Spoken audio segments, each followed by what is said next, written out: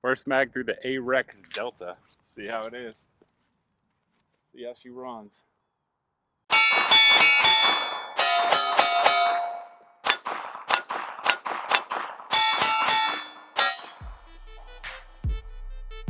Can't really do better than that.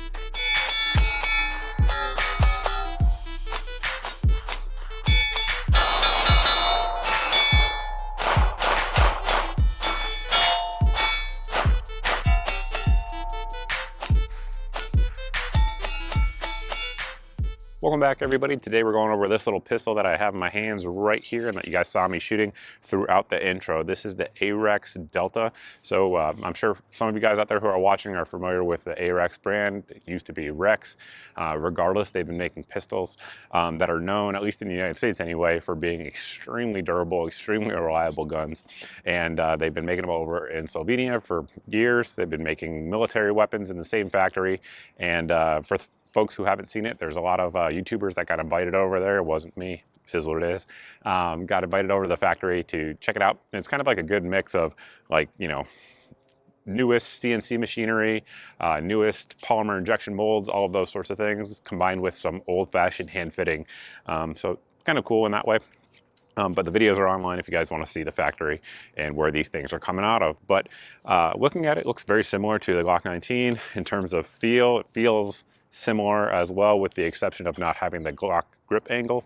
But size-wise, it's almost identical. It's a little bit smaller in just about every single dimension. And it also comes in at 1.5 ounces less. So it's a little bit lighter and it's a little bit smaller. In fact, with the exception of the Glock 43X and 48 with the shield arms mags, it's the smallest 15+1 gun that I'm aware of out there, at least polymer striker fired gun out there. So it's got some unique features. It's definitely loaded with features in terms of that. So let's walk through them. So first off, we have our magazine. It ships with 2 magazines, a 15-round flush fit one, and then it also ships with one that has a +2 base plate on there. So you guys will see it'll stick out a little bit more if you guys want to carry this as a spare, flush fit in the mag. I'd imagine that's how a lot of people are going to want to set it up. However, I discovered it works with CZ mags as well. So let's check that out real quick.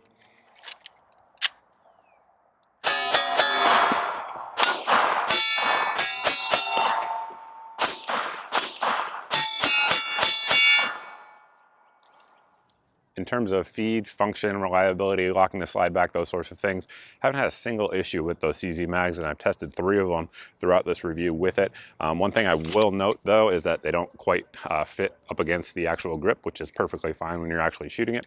However, in terms of being drop-free, they're not. Of course, the standard Arex ones are. So just know that if you have a bunch around and you just want to train with them, or if they're cheaper to buy, whatever the case may be, it's something good to know. It does come with interchangeable back straps. Typically on firearms, I don't really change them out anymore, but this one here is so narrow and so small when it comes from the factory that I did change it out because I have relatively large hands. I typically wear XL gloves, for those of you guys who are kind of wondering and have something to compare it to, and I put a 2 size bigger one on there. But I think the small circumference of the grip is an advantage for a lot of people, people with smaller hands, females, younger shooters, etc. It just makes it a little bit easier to reach that trigger. Now, the texturing on the grip is fantastic. I never had it move at all and shot this on hot days when my hands were sweaty and those sorts of things. Good grip and stippling texture on the front and back strap, and that's where it's most important. I've preached this for years now for those of you guys who watch here on the channel. And in the mag wall there, it has a slight bevel to it, but it doesn't stick out at all, which certainly is nice, again, if you're gonna consider this as a concealed carry gun.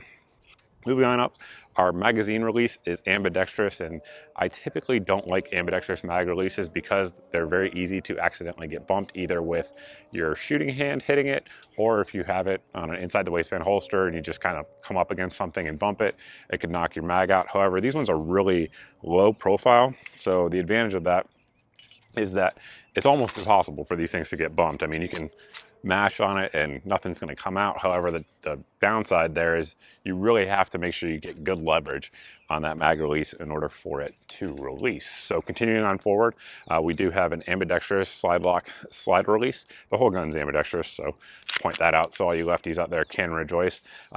Works well, zero issues. I didn't have any false slide lock like I do with some guns with the high thumbs grip.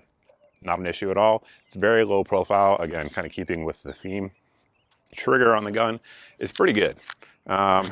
There's, you know, a bunch of polymer striker fired triggers out there at this point, so it's hard to kind of compare it across the board, but we do have our safety there in the middle, so you actually have to press that down for the gun to fire. I can push as hard as I want and nothing will happen unless that piece is depressed. So we'll ghost it with you.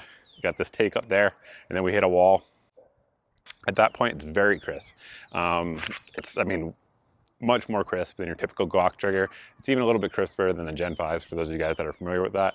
And then the reset on it is very short. As you can see, not a whole lot to it. If you guys are somebody who shoots to reset, you're gonna like that feature because you can get on the gun fast. But again, crisp wall, nothing to complain about there, breaking right at 5 pounds. The trigger is not gonna be the impediment to you shooting this gun well, I'll tell you that much. Trigger guard, it's a little bit enlarged for gloved hands. However, it's not quite as big as some others. It does have some serrations up front for those of you guys that like to do that. I know you guys are out there. It does have a 1913 spec rail there up front for adding lights, lasers, etc. Disassembly of the gun's pretty darn simple as well, so let's show you that next. Just looking at it, you'd see these two tabs up front and assume that it'd be just like a Glock. Well, it's not. Basically, to disassemble the pistol, you do not have to pull the trigger, which is a big advantage for a lot of people. For others, it's non-issue at all. But what you want to do is pull the slide back slightly, approximately 1/4 to 1/8 of an inch, then pull down on these two tabs, and then it will come right up when you pull it forward. And it doesn't have to slide completely off. You just pull it forward about 1/4 of an inch more, and the slide comes off the frame. Looking in there, you'll see that we do have a good bit of steel, particularly when you compare it to, say, like a Glock or something like that. The locking block area is bigger. All of it is nitrocarburized, so all the steel in there is nitrocarburized. That's cool. If you guys haven't watched all my videos, shame on you. But the Glock 19Ms and the 17Ms, they have that to it because those are military and law enforcement guns. However, this one comes with it from a factory, so that sort of is a nice touch to it as well. We do have a steel guide rod and spring. Barrel itself is cold hammer forged. I believe it's right at 4 inches, has a target crown out there at the end, and they hand polish the feed ramp. So again, kind of like in the intro, a blend of new and old, but that sort of is the old where they do the hand polishing. Looking in there, nothing remarkable at all in terms of what you see, but what you don't see is any tool marks or anything like that. So in terms of fit and finish, it's fantastic. The slide and barrel are both nitrocarburized, melanated, whatever you want to call it, to give you good surface hardness, good corrosion resistance, those sorts of things. And putting it together is just the exact same thing in reverse order. With the pistol back assembled, we'll get into a little bit more detail on the slide. We'll start out here on the rear, and you can see that we do have a striker indicator. It's that red piece there, as you guys can see it right now. And when we pull the trigger, you'll see that it goes away. It comes back a little bit and then goes forward. That's actually one of the things I don't like about the pistol, and it's not that I don't like striker indicators.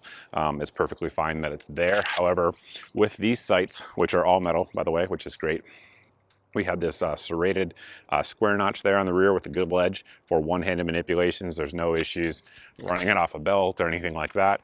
If you need to do one-handed manipulations, and the front sight is just a white dot with serrations. So the sights are good. There's nothing wrong with them. I like them for a factory option. The problem is I shoot with eye dots a lot, or straight 8 type sights. So when I initially sometimes acquire my sight picture, I'm looking and almost thinking that's the rear dot, if that makes sense, for a flash sight picture, which of course could cause you to be way off. So for me personally, just my take on it, I'm just going to black that out. So that way I never have to worry about it again, and it can't be a potential issue. But it is something just to note that I've not seen that with a pistol before, so it's kind of unique in that way, I guess you could say. Serrations on it are good, very easy to handle, grip, both front and rear if you want to do press checks and those sorts of things. We also have a loaded chamber indicator there on the top. If you had a round in there, it'd be sticking up, so that way in low light you can feel it and know the status of your firearm. Got some 147 grain HST in there. See how it does.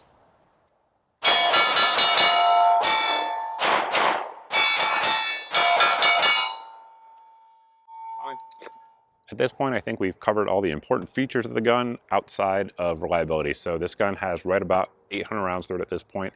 It's had a grand total of 0 malfunctions of any kind with any ammo. It's locked the slide back on every magazine, and I mean, performance-wise, you simply can't do better than that at this point. Like I kind of mentioned in the intro, that's exactly what I expected from it. Arex they have that reputation for making really durable, really reliable guns. If you guys haven't watched Tim over at the Military Arms channel, check out his mud tests of these guns. It's impressive. But I'm sure lots of folks are saying, Mike, why would I get one of these instead of one of these? Our Glock 19, right? This is the Gen 5 version. Like I said earlier, it is a little bit smaller. Looking at it, you definitely can tell that it is a smaller gun. I'm not sure if that'll come in there, if the camera will focus or not, but it's thinner, it's lighter, it's easier to carry. Reliability-wise, it's been on par. Glocks are really reliable guns. You can't take that away from them. Accessories-wise, the Glock is absolutely going to win.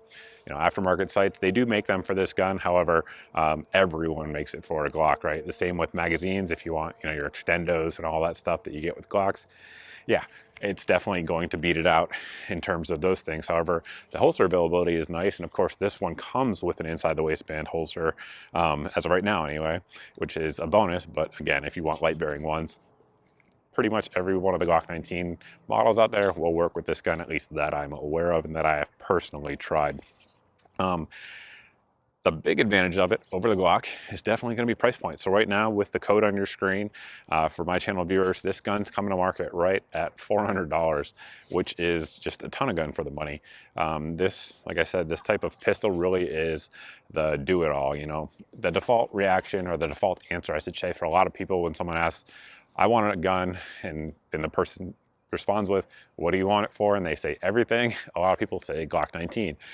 It's a size that most people can carry if they want to. However, it has good enough capacity to, you know, end most threats that you might find yourself in.